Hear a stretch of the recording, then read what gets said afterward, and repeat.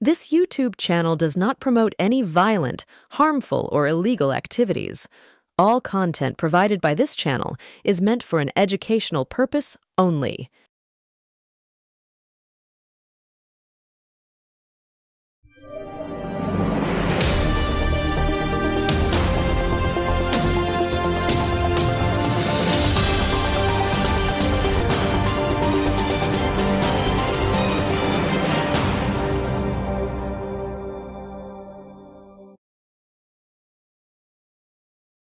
সুপ্রভাত, সপ্তাহের প্রথম দিন সোমবারের এবং একই সাথে নমস্কার, আসসালামু আলাইকুম জানিয়ে আজকের অনুষ্ঠানের নামটি দেখেই আপনারা বুঝতে পারছেন যে ভয়ঙ্কর কোনো বিষয় নিয়ে এসছি। হ্যাঁ, ভয়ঙ্করতার কিছু তো রয়েছেই। সোনাগাছি এবং ওড়া, ওড়া বলতে যাদেরকে বোঝাচ্ছি পরে বলবো। আর আরেকটি জিনিস হচ্ছে যে সোনাগাছিতে যারা কাজ করেন আর কি, তাদের একটা নাম আছে, সেই নামটাও আমি উচ্চারণ করতে চাই না, যৌনকর্মী তাদেরকে বলা হয়। আমি সেই নামটাও উচ্চারণ করব না, আমি বলবো তারা। তারা মানে আপনার ধরিয়ে নেবেন সোনাগাছি বা সারা পৃথিবীর যে এই কাজগুলো যারা করে থাকেন রেড লাইট এরিয়াতে, তাদেরকে তারা বলে আমি ধরবো। দেখুন, সাংবাদিকতার প্রায় ২৬টি বছর কেটে গেছে, বহু ঘটনার সঙ্গে থাকতে হয়েছে, বহু সাক্ষী থেকেছি বহু ঘটনা।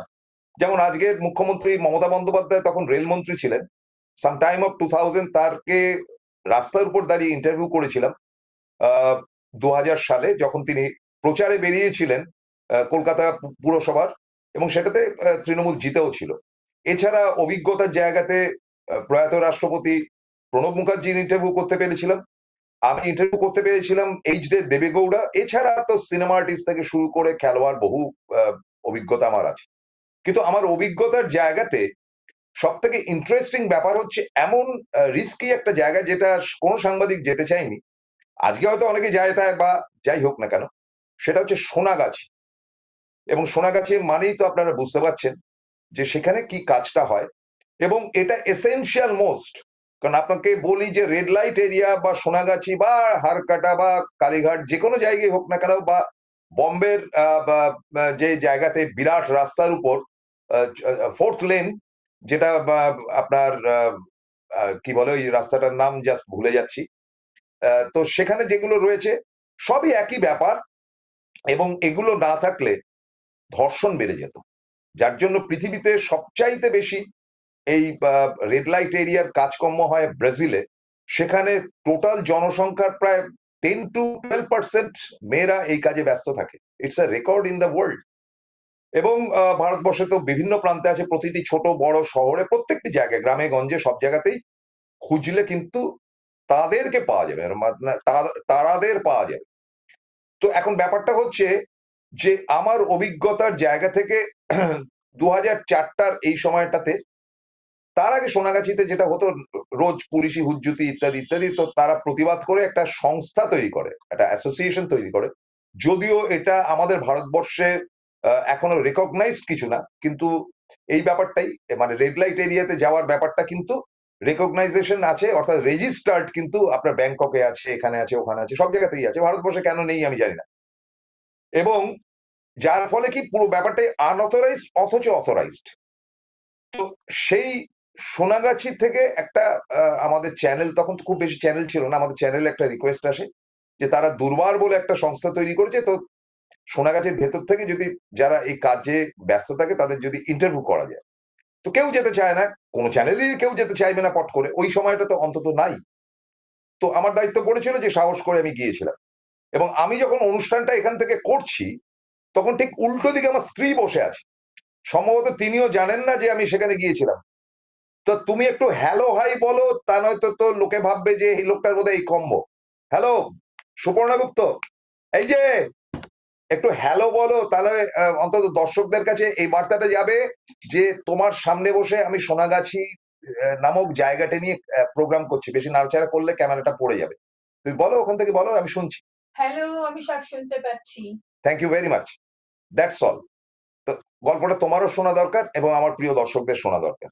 দেখুন, আপনারা বাংলা সিনেমা বলুন, হিন্দি সিনেমা বলুন, এই পতিতালয় বা তাদের যে গল্প শোনেন, তার মধ্যে 95 থেকে 96% মিথ্যা কথা বলে তারা। তাদের কোনো ধারণাই নেই, আলতু ফালতু কথাবার্তা বলে। যা মনে হয় করে। এমনকি তরুণ মজুমদার সংসার সীমান্ত ডববাজিতে ভর্তি ছিল, এবং তারা দেখাচ্ছে কেঁদে ভাসাচ্ছে, এই হচ্ছে সেই হচ্ছে ইত্যাদি ইত্যাদি। আদতে কিন্তু সেরকম ঘটনা নয়। একমাত্র আমি সিনেমার মধ্যে থেকে, মানে বাংলা সিনেমা বা হিন্দি সিনেমার মধ্যে থেকে একেবারে সাচ্চা খানিকটা পেয়েছিলাম, সেটা হচ্ছে ঋত্বিক ঘটকের সুবর্ণরেখাতে। তাতে একটি ছোট্ট অংশ ছিল এবং সেটার মধ্যে রিয়েলিটি ব্যাপারটা ছিল। আর বাকি সত্যজিৎ রায়ের কোনো ছবিতে রেড লাইট এরিয়ার কোনো ব্যাপার ছিল না। তো এটা ফ্যাক্ট ছিল। তো তার উপরে আমার গিয়ে অভিজ্ঞতা, একটা অদ্ভুত ধরনের অভিজ্ঞতা সোনাগাছিতে গিয়ে। আমার সঙ্গে আমার ক্যামেরাম্যান ছিল। তো আমরা ঢুকতে তো একটু অস্বস্তি হচ্ছিল ন্যাচারালি। তো আমাদের সঙ্গে ক্যামেরা থাকাতে অনেকে সরে গেল ওইখানে, ওই মানে সেন্ট্রাল এভিনিউর উপর, রোডের উপর যারা দাঁড়িয়ে থাকে। উল্টো দিকে একটা পার্কের উল্টো দিক দিয়ে আমি সোনাগাছিতে যখন প্রবেশ করলাম, ঢুকতেই ডান দিকে একটা মিষ্টির দোকান, ভাজাভুজির মিষ্টির দোকান, মানে ভাজা মিষ্টি। আপনার সেখানে গজা আছে, কচুরি আছে, এই ধরনের, মানে কোনো রসের মিষ্টি as such নেই, বালুশাহী ভাজা হচ্ছিল তখন। তো আমাকে বললো, কাহা যাওগে বাবু? ওটা একটা বিহারি লোক ছিল। আমি বললাম যে এই ব্যাপার, এইখান থেকে পাঠিয়েছে। বলে আপনি ওরকম হুড়মুড় করে ভেতরে যাবেন না, সোজা একটা রাস্তা দেখি, বললো যে বাদিকে চলে যান, ওখানে বসার জায়গা রয়েছে। একটি ছেলেকে বললো, যা লে যা। তো সে আমাকে নিয়ে গিয়ে একটা চৌকির মতন জায়গাতে বসালেন, এবং কিছুক্ষণ বাদে এক মহিলা নেমে এলেন, একটু ভারী চেহারা। আপনারা যাকে সিনেমাতে মাসি বলেন, ওই গোত্রীয় কিছু। তা আমি বললাম, এই ব্যাপার, আপনাদের তো ইন্টারভিউ নিতে এসছি, এরা পাঠিয়েছে। বলে আচ্ছা ঠিক আছে, আপনি বসুন। বলে বললো যে এই ওকে ওকে ওকে ওকে ওকে বলে এরকম 5-6 জনকে ডেকে পাঠানো হলো, যে তোদেরকে তোরা এসে বস। তা আমি বললাম যে ওরা যদি মুখ দেখাতে ইচ্ছুক না থাকে, তাহলে বলো, না না মুখ দেখাবে, কোনো অসুবিধা কিছু নেই। তখন এত রেস্ট্রিকশনের ব্যাপার বোধহয় ছিল না। তো যাই হোক, তো তাদের কাছ থেকে নানান ঘটনা যেগুলো শুনলাম, সেগুলোতে অভিজ্ঞতার জায়গাটা হচ্ছে যে অনেকেই স্বেচ্ছায় এসছেন, অনেককে হয়তো পরিস্থিতির শিকার হয়েছেন, বিয়ে ঠিয়ে করে এনে এদের কাছে দিয়ে গেছে, আলটিমেটলি এখানেই রয়েছে। সেই ব্যাপারে খুব একটা মুখ তারা খুললেন না। তবে এমন দুঃখী বেদনা হতো বা তাদের যে জিনিস, সেটা কিন্তু তাদের মধ্যে রিয়াকশন কিছু আমি পাইনি। বরং তাদেরকে খুব শুষ্ক, রুক্ষ মনে হয়েছে। মানে তাদের মধ্যে মন বলে বা হৃদয় বলে কোনো কিছু আছে, সেইটা কিন্তু আমি পাইনি। হয়তো আমি পাইনি, হয়তো তাদের সন্তানাদিরা পেয়েছে, কারণ তাদের তো হাজবেন্ড অ্যাজ সাচ কিছু নেই। এবং এখানে দুটো ব্যাপারের অভিজ্ঞতা যেটা হলো, যে এদেরও সন্তানাদি হয়, এবং মেয়ে হলে তারা হয়তো পরবর্তী অধ্যায় এই পেশাতেই আসে, কঠিনভাবে বলছি।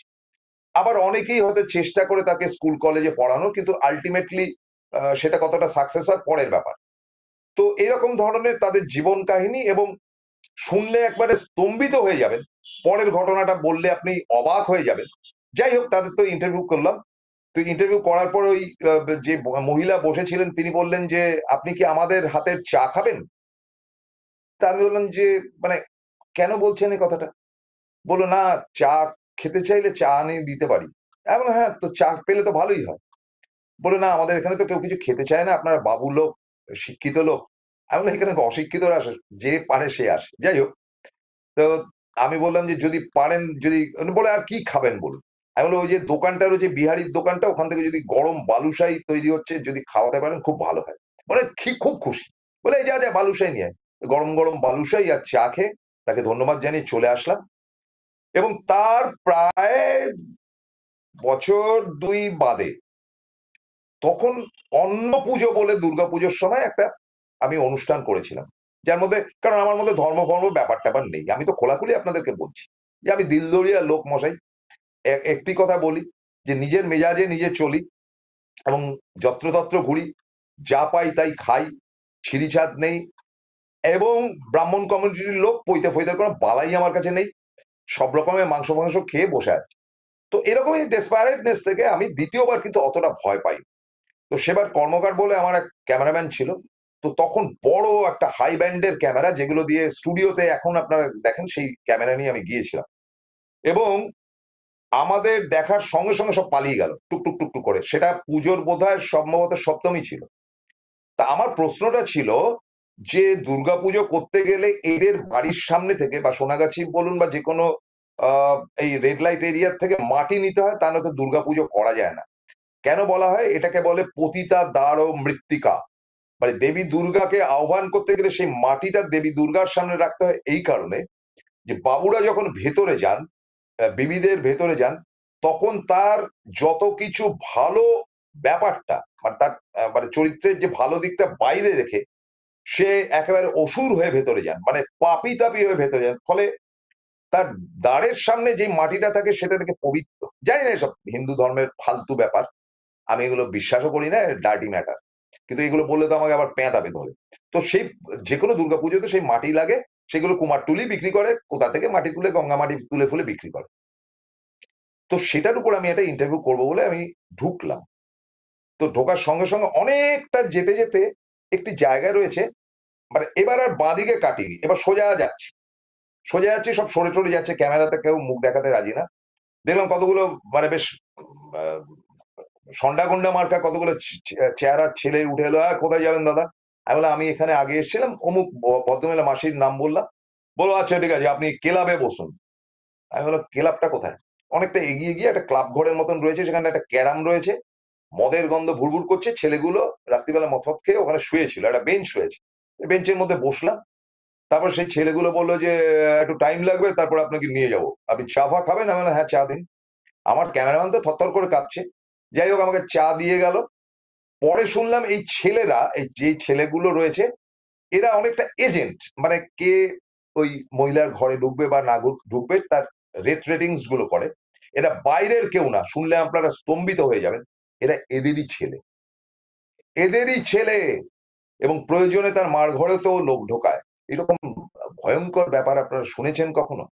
আজকে বলতে বাধ্য হচ্ছে, আমি জানি না এই ভিডিও উড়িয়ে দেবে কিনা কেউ, বাট ডেসপারেটলি অন্তত কিছুক্ষণ আপনি যদি লাকি থাকেন শুনতে পাবেন। তো দ্যাট হ্যাপেন্স, এবং সেটা আমরা দেখেছি। আচ্ছা, ওই যেই ক্লাবটাতে আমাকে বসিয়েছিল তার থেকে অনেকটা ভেতরে গেলে একটা দারুণ বিল্ডিং দেখা যাচ্ছে, সেটা হচ্ছে কি অ্যারিস্টোক্রেট লোকেদের জন্য, সম্ভবত সেটার নাম নীলকমল, আমার ভুল হতে পারে, আমার মার্জনা করবেন, আমি যতটুকু শুনেছি। সেখানে হাই রেট, মানে তখনই প্রায় 10,000 15,000 টাকার রেট ছিল, মানে এক একটা রুমের। সেখানে যেমন অন্য জায়গাতে বাংলা মদ বিক্রি হয়, সেখানে স্কচ হুইস্কি এন্ড আদার্স পাওয়া যায়। তো এগুলো জানতে পারলাম এদের কাছ থেকে, কথাবার্তা টুকটাক করে জানতে পারলাম, এবং শুনলে স্তম্ভিত হয়ে যাবেন। এটাই আমার এন্ড পার্ট এই সোনাগাছি সম্বন্ধে, যে সেখানে খোলা কুঠিও আছে, এবং সেখানে মানে মানে এই পেশায় থাকা পুরুষও আছে। শুনলে স্তম্ভিত হয়ে যাবেন যে এমন বহু গুটখাখোর বড়বাজারি মহিলা আছেন। আমি বলছি পার্টিকুলার, আমি সেন্সিবলি বলছি, পুলিশ যদি তদন্ত করে বার করতে পারবে। দুপুরবেলা তাদের কর্তারা যখন সব সকালবেলা কাজে কর্মে বেরিয়ে যায়, তারা ওই খোলা কুটিটা ভাড়া করেন এবং পুরুষরা গিয়ে তাদেরকে এনজয় করেন, অ্যান্ড দ্যাট হ্যাপেন্স। এবং সেটা শুধুমাত্র সেখানেই না, সারা ভারতবর্ষের বিভিন্ন প্রান্তে এই কারবারটা হয়ে থাকে। কিন্তু এখানে কলকাতাতে পার্টিকুলারলি বললাম, অবাঙালিদের একটি ফুর্তি করার জায়গা, মহিলাদের। সরি, মানে এটা আমার অভিজ্ঞতাটা শেয়ার করলাম। আমি ভেবেছিলাম যে লেখালেখি করবো, তা আপনারা বই ফই পড়েন না, ফালতু কে লিখবে। তো এদের এই যে তাঁরাদের, এই রেড লাইট এরিয়ার মেয়েদের একটা চরিত্র আছে, সেই চরিত্রটি অত্যন্ত স্বচ্ছ পরিষ্কার, এবং আমি তাদেরকে রেসপেক্ট করি, সেলিউট জানাই। কারণ তারা খেতে পায় না, পেটের দায় এই প্রফেশনে তারা নেমেছে। এবং বললে বিশ্বাস করবেন না যে তারা ছেলে মেয়ে বলুন, বা তাদের দেশের বাড়িতে হয়তো মা পড়ে রয়েছে বা কেউ পড়েছে, টাকাও পাঠান নিয়মিত ভাবে।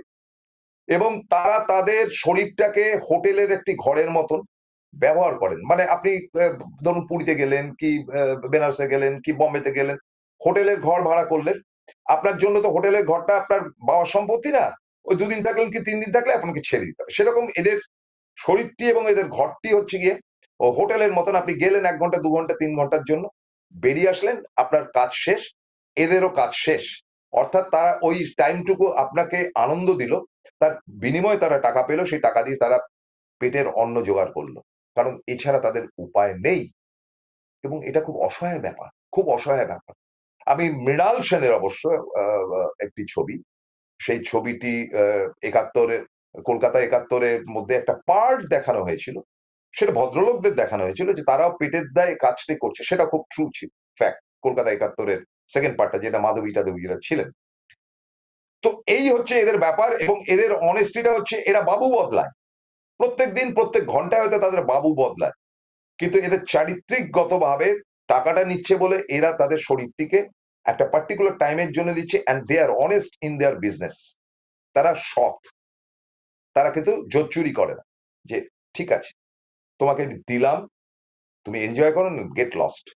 এরা কিন্তু পাল্টি মেরে শয়তানি করে না, এরা কিন্তু কারুকে এক্সপোজ করে না, এবং এদের পেটের দায়ে কাজটি করতে হচ্ছে।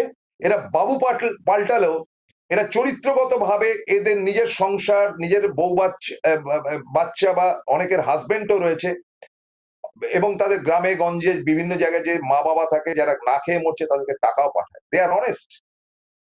কিন্তু সেই অনেস্টিটি কি ওরাদের মধ্যে পাওয়া যায়? এই ওরা কারা? বিগ সেকশন অফ মিডিয়া, যাদেরকে আমি সোনাগাছির অধম মনে করে বলবো তাদের কথা একটা বিরতির পর। সঙ্গে থাকুন। জয়গুরু রত্নভান্ডার জ্যোতিষীমা, এখানে গোল্ড মেডেলিস্ট জ্যোতিষী বসেন। হাই কোয়ালিটির আসল গ্রহরত্ন সবচেয়ে কম দামে এখানে পাওয়া যায়। স্থান বেলঘড়িয়া, রানী পার্ক, বটতলা, 2 নম্বর রেলগেটের নিকটে। 9681345722 এবং 9007778922। ফিরে এলাম বিরতির পর। আমাদের মিডিয়া সম্বন্ধে প্রথমেই আমি আমার নিজের মিডিয়া সম্বন্ধে বলবো, যদি মিনিমাম অনেস্টি থাকে তাহলে ক্যালকাটা নিউজ বা সিএনএর আছে, পারলে দেখে নেবেন। কারণ তারা বাঙালি সংস্থা, তারা যেটা সাচ্চা সেটা দেখায়।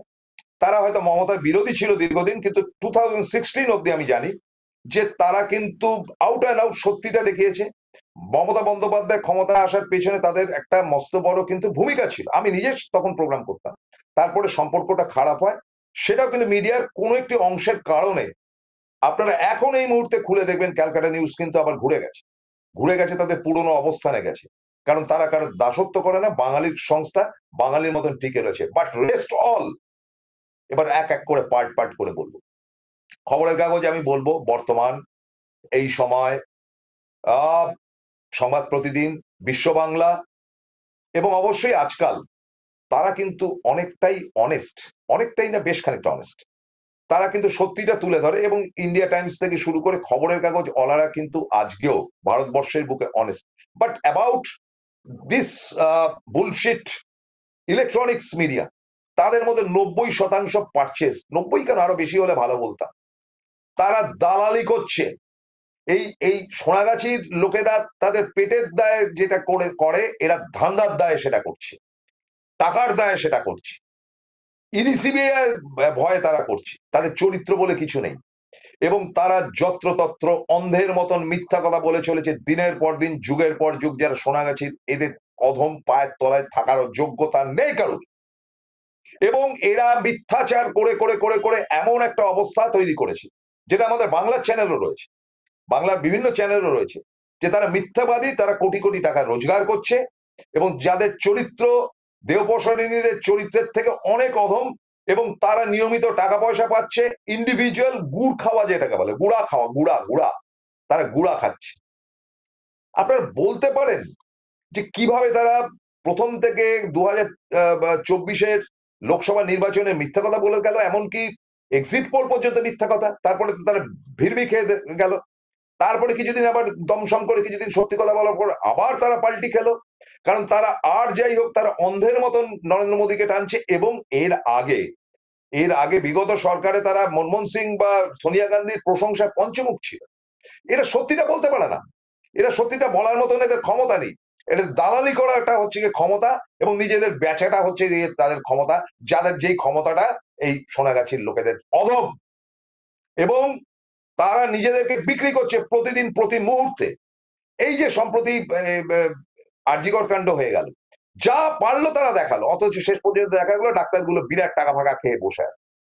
একদিনও দেখালো এই যে মেয়েটি, এই সোফিয়া কুরেশি, তাকে এত নোংরা কথা বললো, এই ডায়লগটার জন্য তারা কিন্তু দিনের পর দিন চ্যানেল এবং প্যানেল করে ছেড়ে দিতে পারতো, একেবারে জামা কাপড় খুলে ছেড়ে দিতে পারতো ওই হারামজাদার লোকটার যে নোংরা কথাগুলো বলেছে। করলো একটা জায়গা তো দেখেছেন, ওই মিউ মিউ করে কিছুটা তারা প্রতিবাদ ইত্যাদি করলো। আর দেখবেন যে এই যে সম্প্রতি যে একটি মেয়ে ধরা পড়লো, যে পাকিস্তানের স্পাই, যে ওই গেরুয়া পতাকা নিয়ে ঘুরে বেড়াতো, আপনারা দেখেছেন একদিনও যে তার সম্বন্ধে কিছু বলা হচ্ছে? আপনারা দেখেছেন কখনো যে নরেন্দ্র মোদী সবাইকে বিদেশে বেড়াতে পাঠাচ্ছে, যে তাদেরকে ঠান্ডা করার জন্য, তোয়াজ করার জন্য? একটা প্রতিবাদ দেখেছেন? আপনারা দেখেছেন যে এই চাকরিজীবীর জন্য 26,000-এর মধ্যে থেকে যে লুম্পেন্স গুলো আজকে ঝামেলা পাকাচ্ছে, এবং তার মধ্যে মানে স্পন্সর, এমন স্পন্সর রয়েছে যে মেঠো ভাই, দিদি ভাই, উকিল ভরচাস থেকে শুরু করে তাদের স্পন্সরশিপে যে নোংরামি করছে, তারা একবারও বলেছে? সিএন বলেছে, আর কেউ বলেনি। ক্যালকাটা নিউজ বলেছে যে তারা, তাদের মধ্যে এই প্যাঞ্চ কোচটা চলছে। আমি একদমই আমার চ্যানেলের মানে হয়ে ওকালতি করতে বসিনি। তার কারণটা হচ্ছে যে আমি সেখানে কোনো রাজনৈতিক অনুষ্ঠান করি না, করি এখানে প্রবীর বিশ্বাসের এখানে করি, কোথাও করি না, আর কোথাও করি না। তো ফলে তারা মিথ্যাচার করছে, এবং যে লোকটি বসে এই কারবার করছে, আমি পরের এপিসোডে ধরবো তাদের, তার নাম হচ্ছে গিয়ে সুমন বিশ্বাস। সে নাকাশিপাড়ার একটি স্কুলের শিক্ষক, এবং সে ক্লাস নেয় না, ফাঁকি মারে, তার রেপুটেশন অত্যন্ত খারাপ। আমি এখান থেকে বসে বলে দিচ্ছি, যিনি এখন সংবাদ জগতে নেই, মোটেই নেই, এই এনকে ছাড়া আমার কোনো সোর্স নেই, এবং সে লাইফ সায়েন্সের টিচার। তাকে একেবারে মেজবাবু, মেজকর্তার নাকি তিনি ঘনিষ্ঠ, তিনি অনুষ্ঠানে বসে বলছেন, আমি মনে করি আমাদের পাশে এসে মাননীয় শুভেন্দু অধিকারী এবং অন্যান্য দ্বারা। শুভেন্দু অধিকারীর নামটা বললি কেন? আমার কাছে ফুটেজ আছে। তো ফলে এই ঝামেলাটা পাকাচ্ছে বিজেপি, এবং শান্ত হয়ে গেছিল। আপনারা মায়না নিচ্ছেন, মমতা বন্দ্যোপাধ্যায় প্রতি মাসে আপনাদের মায়না দিচ্ছে, আপনারা ক্লাস নিতে বাধ্য নন। ডাক্তাররা মায়না নিচ্ছে, তারা চিকিৎসা করতে বাধ্য নন। এই উস্কানির পেছনে যেমন এক ধরনের উচ্ছৃঙ্খল বামপন্থীরা রয়েছে, এবং বামপন্থীদেরকে পেছন থেকে বিরাট টাকা মদত দিচ্ছে, এই সুমন বিশ্বাস থেকে শুরু করে এদেরকে মদত দিচ্ছে। Absolutely the part of BJP. তদন্ত হোক, আমি চাইছি সিবিআই তদন্ত হোক। তাহলে এই শান্তির ছেলেরা, এই সোনাগাছির অধম মালেরা দিনের পর দিন দেখাচ্ছে, আবার তারাই আর কয়েক ঘন্টা বাদে মমতা বন্দ্যোপাধ্যায়ের সফর সঙ্গী, তাদেরই গ্রুপের লোকেরা হয়ে সব দৌড়াবে, দিদি কি বলেন শিলিগুড়ির 3 দিনে। এই তো চরিত্র, এই তো চারিত্রিক দিক। এরাই তো আজকে করে কমবে খাচ্ছে, লাখপতি কোটিপতি সব। বালিগঞ্জ থেকে নিউ টাউনে তাদের বিরাট বিরাট ফ্ল্যাট। আপনার বলবেন মালিক খুব খারাপ, মালিকের জন্য দিদিও বলে মালিক খারাপ। এরা বেচারা সাংবাদিকরা কি করবে? কে বলেছে? এরা যে কোনো সময় অধিক টাকা পেলে পাল্টি বেড়ে আরেকটা চ্যানেলে চলে যায়। দেখেছেন তো, আজকে এই চ্যানেলে দেখছেন, কালকে আরেকটা চ্যানেলে প্যাকেজ। এখন প্যাকেজ 26 বছর ধরে মশাই একটা বাঙালি চ্যানেলে পড়ে রয়েছে, টাকা পয়সার জন্য না, ভালোবেসে করছি। আমি রিটায়ার হয়ে গেছি আজকে 7-8 বছর, তারা পুষছে আমাকে, আমিও তাদেরকে আদর করছি। That is call loyalty. দিদি বলেছি, দিদিকে ভালোবাসি, ওপেনলি বলছি দিদিকে ভালোবাসি। দিদির কাছে রাজনীতি শিখেছি 1981-এ, বেইমানি করিনি আজ অব্দি। সাংবাদিকতা করতে গিয়ে ত্রুটি হয়েছে, হয়তো দিদিকে বেশি টেনেছি। বাকিরা কি করেছে? তা একই চরিত্র এদের। ফলে আমি নিজে বেরিয়ে এসেছি যে না, আমি সমালোচনা দিদির করতে পারবো না। তা আমাদের তো এই ফরমেশন, রিটার্ন 0। আমি চাইছি না কিছু, কারণ সিংহ নিজের বাঘ সিংহ না, নিজেরা শিকার করে খায়, কেউ তাদেরকে মেরে জন্তু দিয়ে যায় না। I am that part. আর ইউটিউবারদেরকে এখন বন্ধ করার জন্য, যারা অন্তত সৎভাবে কাজ করছে, 4 কোটি টাকার ডিল হয়েছে। আপনাদের বলি, যারা মানে গেরুয়াপন্থীদের টানবে আগামী 2026 অব্দি, 4 কোটি টাকার ডিল হয়েছে এই ইউটিউবারদের। আর যারা সৎ, আমি তো আন্ডারটেক রয়েছে, প্রবীর বিশ্বাস বলুন, অনিকেত চট্টোপাধ্যায় বলুন, দীপক ব্যাপারী বলুন, এরা যে কাজ করছেন দিনের পর দিন, লড়াই করছেন, দে আর দ্য জার্নালিস্ট। তাদের পাশে কে রয়েছে? কটা টাকা তারা পায়, বা কোথা থেকে একটা বিজ্ঞাপন পায় না, কিচ্ছু পায় না। কারণ এরা তো ঘরে বসে থাকা, এরা তো মানে ওই রেড লাইট এরিয়া সাবস্টিটিউট নয়। Substitute is equal to prostitute, এটা আমি মনে করি এদের ক্ষেত্রে। তো সুতরাং এই ভেজাল লোকেদের থেকে দূরে থাকুন। এবং সে কারণে আমি বললাম, সোনাগাছির ওদের চরিত্র আছে। চরিত্রটা কি? তারা দেহ বিক্রি করছে, ভাড়া দিচ্ছে, বিক্রি করছে না, দেহ ভাড়া দিচ্ছে। তারা দেহ ভাড়া দিচ্ছে, তাদের নিজেদের পেটের দায়, তাদের সংসারের দায়, সবকিছুর দায়। আর এরা নিজের বিক্রি করছে, ওরা বিক্রি করছে, আর তারা ভাড়া দিচ্ছে। ভাড়া দেওয়ার আর বিক্রি করার মধ্যে তো ফারাক আছে। আর দালালে ভর্তি হয়ে রয়েছে। সবই তো বললাম, শুধু মালিকের দোষ দিলে হয়? এমন অনেকেই আছেন যে একটা মস্ত বড় চ্যানেলে তার পোষালো না, তিনি ভাবলেন যে আমার বিরাট নাম দাম হয়েছে, আমি এবার একটা ছোট চ্যানেলে গিয়ে দেখিয়ে দেবো, সব দর্শক টেনে নেবো। লটকা 6 নম্বর 7 নম্বরে বসে আছে। ক্যাপাসিটি নেই, সবাই প্রসঙ্গুপ্ত হতে পারে না। কারণ আমি একটা জিনিস শিখেছি যে আমি মানে অনেক বড় কথা হয়ে যাবে বাবা, অত বড় কথা বলবো না। আমার না ক্যানভাসের দরকার নেই, আপনি দেয়াল দিয়ে দিন, রং করে দিন সাদা রং, তার উপর আমি তুলি দিয়ে ছবি এঁকে দেবো। আমার জন্য ক্যানভাস দিতে হয় না। ডাঁটের সঙ্গে বলছি, কিছু মনে করবেন না, অনেক উদ্ধত কথা আজকের মতন বললাম, but that is fact. This people are less than Sonagachi. যা করার করে নেবেন। ভালো থাকবেন। মমতা বন্দ্যোপাধ্যায়ের শিলিগুড়ি সফর ভালো হোক, সন্ধ্যেবেলা প্রবীর বিশ্বাস আসুন, এইটুকু চেয়ে আজকের মতো শেষ করছি। নমস্কার, আদাব।